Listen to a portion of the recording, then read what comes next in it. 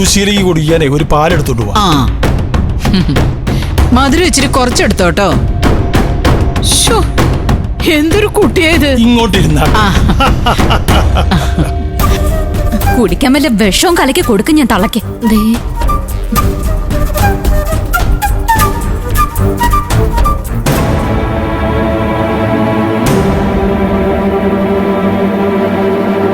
Anti കാര്യം എന്താന്ന് വെച്ചാ പറയും.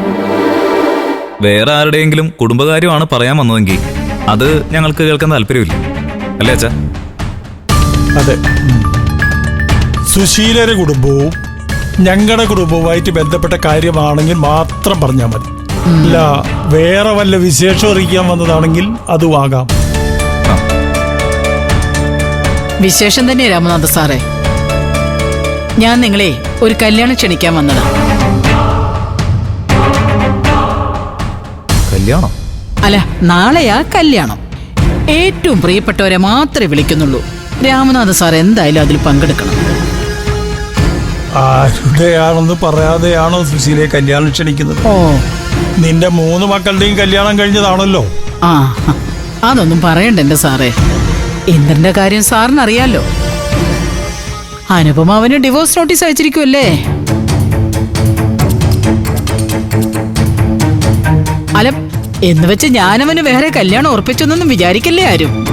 തോളത്തുള്ളത് ഇറക്കി വെക്കാതെ ഉത്തരത്തിലുള്ളത് എടുക്കാൻ പറ്റുമോ സാറേ?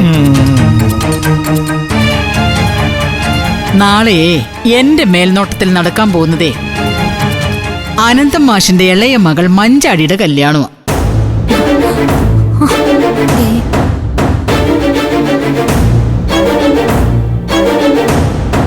പോലീസ് സ്റ്റേഷനിൽ വെച്ച് അവളെയും അവളുടെ കാമുകനെയും സ്വതന്ത്രരാക്കി വിട്ടെങ്കിലും പിള്ളേർക്ക് പിള്ളേരുടെ ബന്ധുക്കളെ ഇപ്പോഴും ഭയങ്കര പേടിയാ. അവളുടെ കഴുത്തിലൊരു താലിയില്ലെന്നും പറഞ്ഞാണല്ലോ എല്ലാവരും കൂടി രണ്ടിനെയും 2 പാത്രത്തിലാക്കാൻ നോക്കിയത്.